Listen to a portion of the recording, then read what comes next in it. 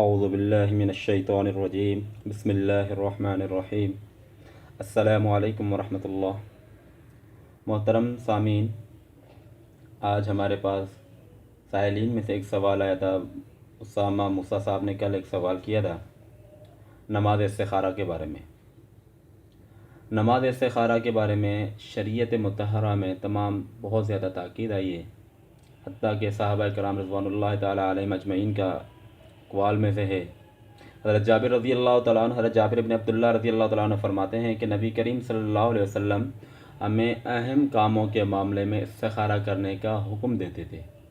یعنی جو بھی اہم کام ہو، جو بھی اہمیت کا حامل کام ہو، جو خاص کام ہو، کاروبار کے معاملے میں، رشتوں کے معاملے میں، اس طریقے کے سفر کے معاملات میں، اس طریقے جو بھی معاملات ہوں ان کے معاملے میں نبی کریم صلی اللہ علیہ وسلم ہمیں حکم دیتے تھے استخارہ کرنے کے بارے میں، کہ مطلب اللہ تبارک و تعالیٰ سے آپ خیر طلب کریں، اللہ تبارک و تعالیٰ سے اس معاملے میں مشورہ کریں کہ یا اللہ آیا یہ امر ہمارے لیے بہتر ہے یا نہیں، اگر یہ بہتر ہے تو اس میں ہمارے لیے برکت کو نازل فرما دے، برکت کو شامل فرما دیجئے، اور اگر ہمارے لیے بہتر نہیں ہے تو اس کو ہم سے دور فرما لیجئے، اور ہمارے حق میں جو کام بہتر ہو اس کو ہمارے لیے مقدر فرما دیجئے۔ حضرت جابر بن عبداللہ رضی اللہ تعالیٰ عنہ مزید فرماتے ہیں کہ نبی کریم صلی اللہ علیہ وسلم ہمیں نماز استخارہ کے بارے میں دعا اس طریقے سے یاد فرماتے تھے جس طریقے سے قرآن کریم کی کچھ آیات ہوں، جیسے قرآن کریم کی آیات ہمیں یاد فرماتے تھے اور تلقین کرتے تھے، اسی طریقے سے نماز استخارہ کے بارے میں ہمیں حکم فرماتے تھے۔ ابھی نماز استخارہ کا طریقہ کار کیا ہے، کس معاملات میں استخارہ کرنا چاہیے، کس معاملات میں نہیں کرنا چاہیے، ان کی کچھ تفصیل ہے۔ ایسے معاملات جن میں خیر اور شر دونوں کا موازنہ ہوتا ہے، دونوں کا احتمال ہوتا ہے کہ آیا یہ کام بہتر ہو آیا نہ ہو، ان معاملات میں جیسے خاص طور پر اس کے اندر رشتے کا معاملہ ہے، سب سے اہم جو عام طور سے ہوتا ہے کہ رشتے کے معاملے میں اللہ تبارک و تعالیٰ سے خیر طلب کی جائے کہ یا اللہ آیا یہ رشتہ یہاں پر کرنا، چاہے لڑکے والے ہوں یا لڑکی والے، دونوں کے لیے یہ برابر حکم ہے کہ یہ رشتہ ہمارے لیے بہتر ہے یا نہیں ہے۔ اگر بہتر ہے تو یا اللہ اس میں برکت نازل فرما دیجیے، اگر بہتر نہیں ہے تو ہم سے اس معاملے کو دور فرما دیجیے۔ کاروبار کر رہے ہیں کہ آیا یہ کاروبار میرے حق میں بہتر ہوگا یا نہیں ہوگا، سفر کرنا چاہ رہے ہیں، اس طریقے کے جو معاملات ہیں۔ ہاں، ایک چیز یہ ہے کہ لوگ کچھ ہوتے ہیں کہتے ہیں میں نماز پڑھنا چاہ رہا ہوں کہ میں اس معاملے میں استخارہ کر لوں کہ یا اللہ میں نماز پڑھوں یا نہیں پڑھوں، تو بھائی ایسا معاملہ جہاں پر خیر جو دوسرا احتمال ہے ہی نہیں، جہاں تو خیر ہی خیر ہے، تو اس معاملات کے اندر خیر طلب یعنی کہ استخارہ نہیں کیا جاتا۔ جہاں دونوں چیزوں کا امکان ہو کہ اچھائی ہے یا برائی ہے تو اس صورت میں استخارہ کیا جاتا ہے۔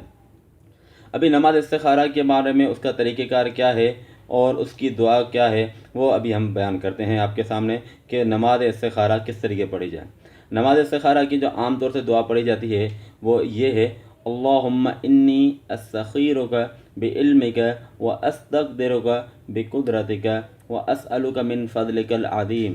فإنک تقدر ولا اقدر وتعلم ولا اعلم وانت علام الغیوب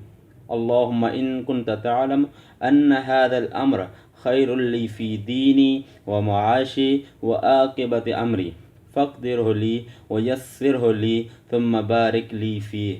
وإن كنت تعلم أن هذا الأمر شر لي في ديني ومعاشي وعاقبة أمري فأصرفه عني وأصرفني عنه واقدر لي الخير حيث كان ثم أرضني به۔ اس دعا کے بارے میں جو چند ایک تفصیل ہے کہ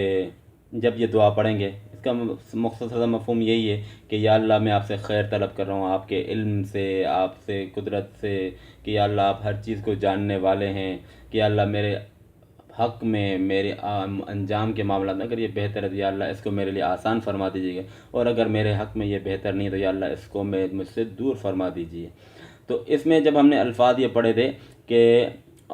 آگے جب ہم پڑھ اللہم ان کنت تعلم ان هذا الامر، جب ہم نے یہ الفاظ پڑھے تھے ان هذا الامر، یہاں پر اپنے دل کے اندر اپنی زبان میں بھی جو بھی الفاظ ہوں ان کو ذکر کریں گے، یا اللہ جو میں یہ کام کرنا چاہ رہا ہوں، آیا سفر کا ہے، رشتے کا ہے، کاروبار کا ہے، جو بھی کام ہے اس کو ذکر یہاں پر کریں گے۔ پھر آگے پڑھیں گے خیر لی فی دینی، جیسے آپ اسکرین پر دیکھ رہے ہیں، جس کو ہم نے انڈر لائن کیا ہوا ان الفاظ کو، کہ ہاد الامر کی جگہ پر اپنے الفاظ کو ذکر کر کے پھر آگے پڑھیں گے خیر لی فی دینی و معاشی و عاقبت امری، کہ یا اللہ میرے لیے بہتر ہے میرے دین کے معاملات میں، میرے معیشت کے معاملات میں، میرے انجام کے معاملات میں، تو یا اللہ اس کو میرے لیے آسان فرما دیجیے۔ پھر آگے آتا ہے وَإِن كُنْتَ تَعْلَمُ أَنَّ هَذَا الْأَمْرَ شَرٌّ لِّي فِي دِينِي، کہ اللہ اگر آپ جانتے ہیں کہ یہ معاملہ میرے حق میں، میرے معاملے میں بہتر نہیں ہے، اس کا انجام بہتر نہیں ہوگا، تو وہاں پر بھی ہاد الامر کی جگہ پر اس کام کو ذکر کریں گے، اس کو ذہن میں لے آئیں گے۔